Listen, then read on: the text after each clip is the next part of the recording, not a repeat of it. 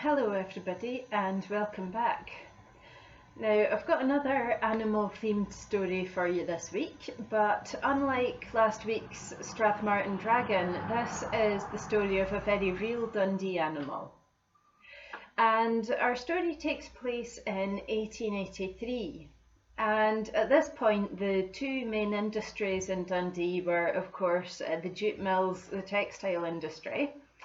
And the other thing that Dundee was known for at this point was as a whaling town.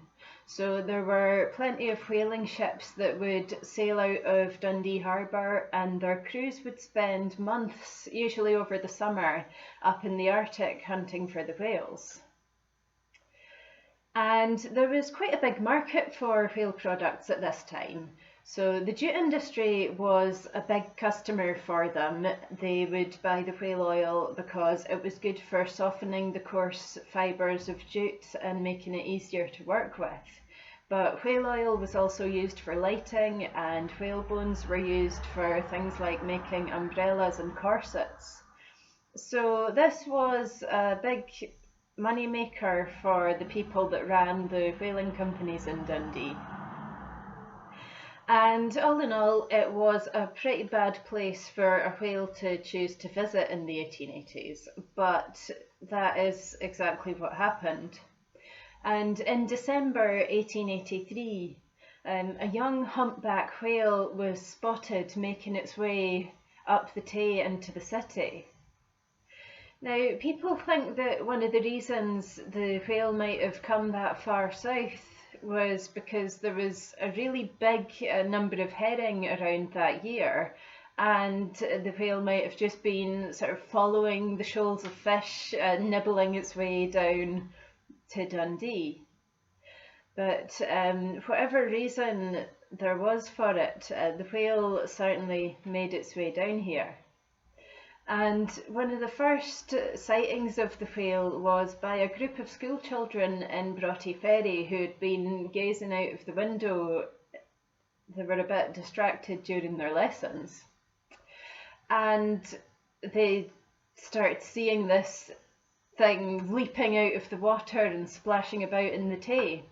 And as soon as they realised what it was, there was absolutely no getting them back to their work that day. They were sort of delirious with excitement. And the rest of Dundee was kind of delirious with excitement as well when the word got round. It was a very, very unusual thing to see. And while people were, of course, they were familiar with the idea of whales, and they might even have seen a dead one or two when the whaling ships made their way back into the harbour after their voyages, nobody apart from the whaling crews themselves had ever seen a live whale before. And it was just sort of this fantastic, huge creature. But, of course, people still saw the whales not just as an attraction, but as a commodity. And the whaling crews in particular thought that now there was a whale on their doorstep.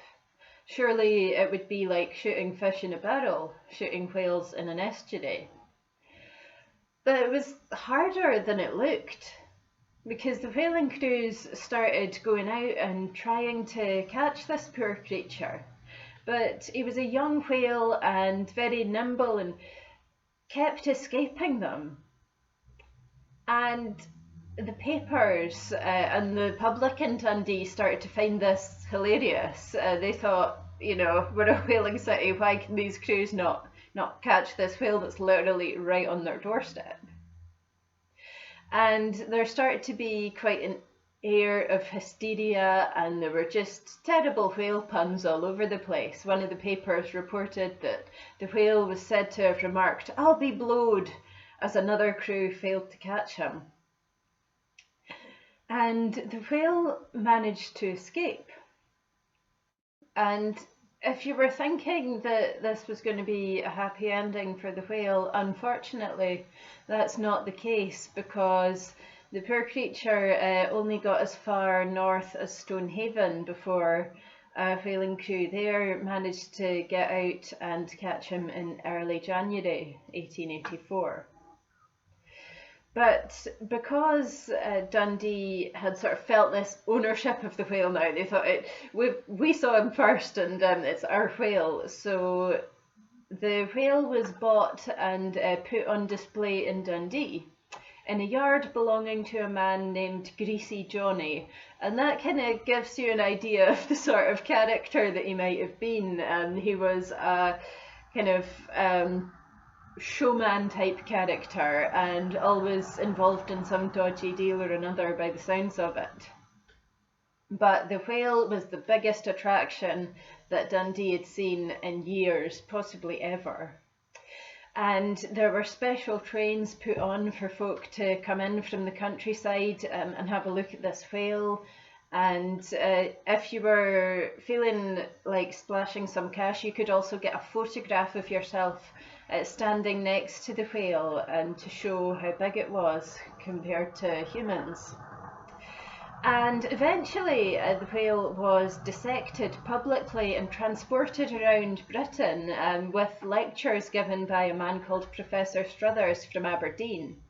And Professor Struthers was examining the whale and sort of talking about how you could see patterns of evolution in the whale, and explaining to people that the whale was, rather than a fish, which people kind of thought in the popular imagination that whales were, it was actually a mammal and we were related to the whale. So this was also quite kind of a new concept for a lot of people at that time. However, there was certainly a huge buzz around the whale in Dundee while it was on display. And of course, you might be aware that Dundee is well known for creating a poem about just about any event that could happen. And there was certainly plenty of poems flying about the whale. Now, the best known is probably William McGonagall's famous Tay Whale poem, but I don't think that's even the strangest poem to have been written about the Tay Whale. I think that honour has to go to Tom Glenn's poem, and he's somebody that seemed to be around writing quite a lot of verse at the time, but he's kind of been forgotten by history in a way that McGonagall very much has not. But Tom Glenn wrote this poem about a stranger coming into Dundee, and hilariously, he isn't even aware of the whale. So he jumps to the most logical conclusion possible, which is, of course, that everybody thinks he's the whale. And it goes like this. I just arrived in town last night, and being a stranger here, that people would get on to me, I thought was something queer.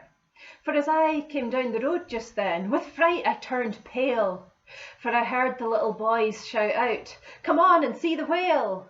Come and see the whale, boys! Come and see the whale! He measures more than 40 feet from his head down to his tail, and he is just the queerest fish that ever you did see." The more they shouted out the whale, the more I thought 'twas me. I turned and ran.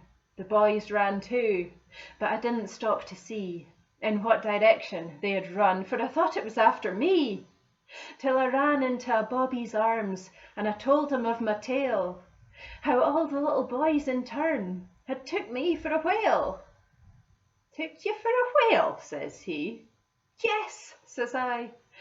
For as I came down the street just there, they gathered round me and commenced shouting, "Come and see the whale, boys! Come and see the whale!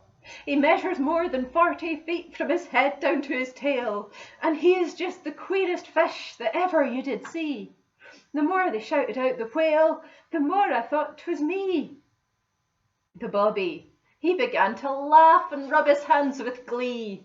He said, "You've made a mistake, my friend, the joke, now can't you see? A whale was caught the other day, and it's now down there on view.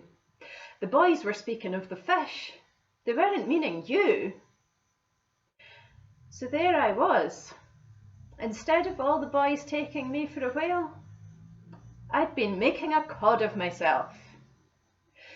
Just then, a cabby came by, shouting out, "Going down to see the whale, sir? Take you there for a tanner." "Don't mind if I do," I says. So I went down to see him, and what a whopper he was too. No wonder those boys were shouting. So that is the tale of the Dundee Whale, and many of you will be familiar with the Tay Whale skeleton, who still hangs in the McManus Museum. And this is something that once we're all back to normal and back open, you can go and visit the whale, and if you fancy writing him a wee poem of your own, I'm sure he would enjoy that very much. Thank you and goodbye.